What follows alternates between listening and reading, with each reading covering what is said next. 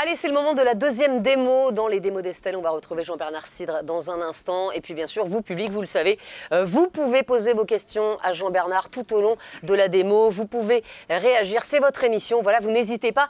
Évidemment, Jean-Bernard, maintenant c'est à vous. Vous allez nous montrer comment se pose le système de doublage Optimax Habito de Placo. Merci Estelle. Donc pour notre système de doublage Optimax Habito, nous avons besoin d'un kit Optimax Habito qu'on a développé. Donc c'est une boîte. Avec cette boîte, on peut faire 20 mètres carrés. Alors dans cette boîte, on trouve l'appui Optimax Habito qui a 3 composants. Pardon, bah ça tombe, hein, voilà. C'est du direct. Ça arrive, c'est pas Alors j'ai l'embase qui est là, que je vais vous montrer après pour la poser. On a la tige et puis la platine pour visser la plaque. Dans ce kit, il y a aussi le raccord qui va nous servir pour faire raccorder les plaques au niveau du bord aminci. Et puis, on a mis un petit sachet de vis pour pas qu'on oublie, parce qu'en fait, il nous faut des vis spéciales. C'est une plaque très très haute dureté. Donc, vous allez voir ça dans la suite. Alors, pour notre démarrage, le montage, je vous ai déjà fait un début de démarrage. Ici, en fait, il nous faudra une cornière haute, donc une CR2, qu'on va mettre la partie la plus large vers le bas.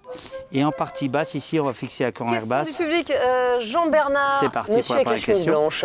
Arnaud Bourg, de l'entreprise Bourg. Vous parlez d'un système qui est plutôt ergonomique, mais j'ai l'impression que ce sont des plaques assez lourdes.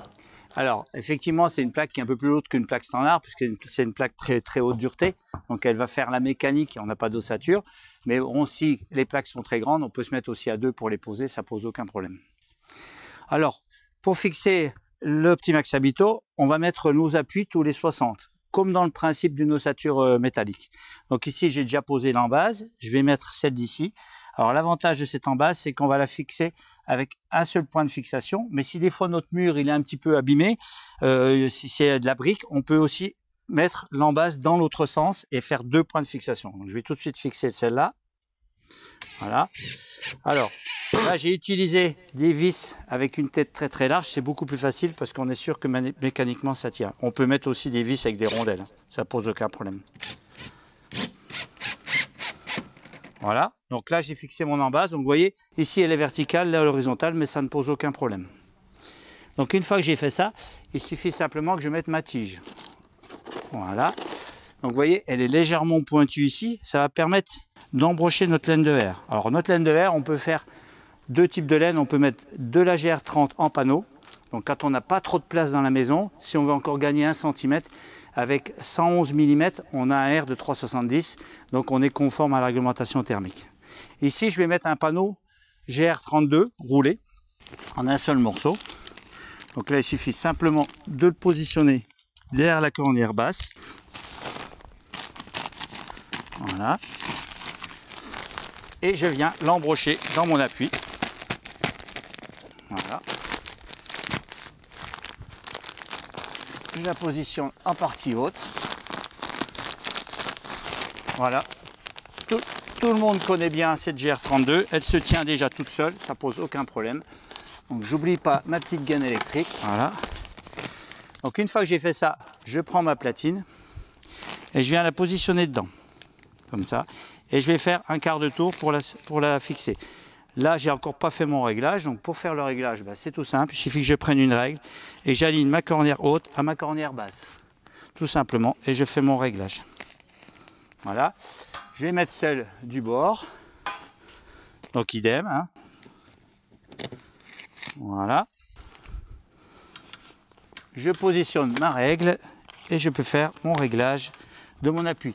Si toutefois on n'a pas de règle, on peut utiliser un laser. Aujourd'hui, tout le monde a des lasers. Ça pose aucun problème. Donc là, j'ai posé ma laine. Jean-Bernard, je vous coupe. Attendez, vous allez tellement question. vite, Jean-Bernard. Enfin, c'est fou. Question dans le public, monsieur. Oui, bonjour Jean-Bernard, Serge de la société Sisafsi. Je voulais savoir, ce genre de plaque Placo, c'est essentiellement que pour la rénov'? Alors, on peut utiliser donc ce système Optimax Habito en rénovation comme en neuf, aucun problème. Pour l'instant, on est limité à 2,80 m en hauteur. Si on dépasse cette hauteur, on fera un doublage Optima avec de la fourrure. Alors, une fois que j'ai positionné ça, ici, je vais mettre des raccords. Donc, j'en ai déjà fixé un. Ce raccord, il va être mis à hauteur entre l'appui et la partie haute et entre l'appui et la partie basse. Il va servir en fait à raccorder les 2 bords amincis pour éviter un décalage entre les plaques. Une fois que j'ai vissé mon appui, en fait, on a mis des petites pattes pour que ça se tienne au départ tout seul. En fait, c'est ces câbles, j'enlève et comme ça, je pourrais mettre ma vis. Je vais mettre celle du bas en direct, comme ça, vous allez voir. Voilà, j'en prends une. Ma visseuse, elle est là. Alors, les vis, c'est des vis spécifiques pour la plaque. En fait, elles ont un double filetage ici pour pouvoir rentrer correctement dans la plaque. Donc là, je positionne mon appui. Donc avec les petits ergots, il va se tenir tout seul, ça m'évite de le tenir. Et je vais mettre ma vis. L'idéal, c'est d'utiliser une visseuse à choc, c'est beaucoup plus facile. J'enlève. Et maintenant, je suis prêt à poser ma plaque. Je vais chercher ma plaque. Alors, bien sûr, je l'ai prédécoupée, hein. Une question, attendez, oh là là, Jean-Bernard, vous allez vite là. Oui, il n'y a pas de souci, je vous écoute, d'Hakim encore, tiens. Concernant les petits appuis avec les petits tétons qui dépassent, est-ce que c'est pas quelque chose qui va nous gêner pour faire la deuxième passe, par exemple, pour faire les bandes? Alors les petits tétons, ils ont disparu, ils sont plus là. Je les ai Il enlevés. n'y a pas de surépaisseur ou... Ils sont là, vous voyez, je les ai là. Donc, d'accord. Ils ont disparu. C'est simplement pour tenir la pièce. Je vais vous montrer, je vous la remettrai de l'autre côté. J'en ai profité pour mettre ma plaque hein, pour pas qu'elle me tombe dessus. Donc ici, je vais mettre une vis au niveau de l'appui. Voilà, là c'est fixé. Je vais mettre une vis sur l'appui de gauche. Oui, ça va arriver. Non mais Jean-Bernard, il va tellement vite, on a l'impression qu'il peut faire un chantier en une journée, quoi. Je visse mon appui du milieu. Question, Jean-Bernard, une question dans le public. Monsieur, allez-y. Oui, Pascal Géraud, entreprise Géraud Plâtrerie. Comment gère-t-on les gaines électriques avec le système Optimax Habito? Alors, les gaines électriques, j'ai été très rapide. Hein. Eh ben en fait, vous voyez, elle descend là. Donc, simplement, il suffit juste de la passer entre la plaque et la laine de verre, simplement. Et là, si j'avais une boîte, eh ben, je ressors ma gaine électrique là. Voilà. C'est tout simple. Donc, en fait, elle va se tenir d'elle-même entre la laine et la plaque de plâtre. Donc je finis mon vissage. Donc ce qui est très important dans le vissage, on a beaucoup moins de vis que dans l'ossature. N'allez pas trop vite, Jean-Bernard. Encore une question. Alors, attendez, je visse pour pas qu'elle tombe. Hein. Monsieur au premier rang. Oui, bonjour Armand, je représente la société CSP Musée à Saran. Je voulais savoir si l'Optima était adapté dans des pièces humides. Alors oui, on peut les mettre en pièces humides. Alors c'est tout simple, en fait on a une plaque Habito hydro. Donc le côté est toujours gris comme ça, mais l'arrière est vert, donc on ne peut pas se tromper. Alors petite astuce très importante, c'est le niveau du DTU 2541. Les appuis ici, je devrais les resserrer. J'en aurai pas un tous les 60, j'en mettrai deux, j'en aurai un à 40 et un à 40 ici, pour éviter le festonnage de la plaque dû à la charge de la faïence. Donc comme sur une ossature métallique normale. Donc je finis mon vissage. Donc vous voyez, les vis, c'est assez facile, il y en a 5. Et puis Estelle, je vais vous proposer un petit jeu en fait. Je vais vous demander de venir me rejoindre sur le plateau. Mais j'arrive. Et puis on va faire un petit test de dureté de plaque. J'arrive, Jean-Bernard. Voilà, je finis de visser en attendant que vous arriviez. Et je vais vous solliciter. On va faire deux petits jeux. Hein? Je pense pas encore. Alors cette plaque, il faut savoir, hein, j'explique en vissant, c'est qu'une plaque, cette plaque, on va pouvoir visser une charge. Tout à l'heure, on parlait de fixer des cadres ou des meubles. On va pouvoir fixer une charge jusqu'à 20 kg sans cheville. Ah, c'est bien ça. Voilà. Mais juste avec une vis? Juste avec une vis. Ah, alors on va faire la petite démo tout de suite, puis après vous aurez une surprise. Alors, je vais juste changer mon embout. Voilà. Ma petite vis, je ne sais pas où elle est passée. Elle est tombée, là voilà. Donc je prends une vis à bois. D'accord. Encore, on voit la caméra, fait un détail. Même une grosse vis à bois, quoi. Ouais, là j'ai pris une grosse vis à bois, c'est celle que j'avais là. Et je la vise directement dans le cœur de la plaque. D'accord? J'ai pas mis de cheville. Oh, c'est bon, ça tient. Estelle, vous pouvez tirer dessus. Hein. Oui, je tire dessus, Jean-Bernard, mais Et oui, puis, ça tient. Parfait. On va mettre un petit poids. Hein. On va faire un petit gros plan, alors je ne peux pas la marque, hein, mais on a une charge de 18 kg. D'accord. Et c'est neuf, hein? C'est neuf. Ah oui, il est plein. Ouais. Okay. Je le ferai porter après. Tu sais, vous prenez des risques? Non. J'ai pas de risque. Pas de cheville, juste une vis à bois. Jusqu'à 20 kg. Là, on a 18. Vous pouvez essayer de le sauver. Hein.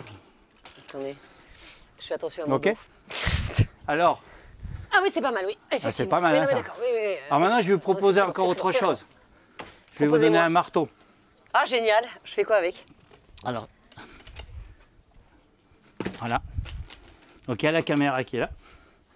et vous allez taper dans la plaque. Jean-Bernard, il me dit sur quelle caméra je dois regarder. Ça, c'est quand même énorme. C'est là. Non, mais Jean-Bernard, vous êtes parfait. Vous allez taper dans la plaque, allez-y, faites-vous Mais plaisir. fort. Oui, allez Et si fort. je la casse? Allez-y, allez-y, on verra bien. Oh, énorme. Je peux recommencer? Oui. Ok.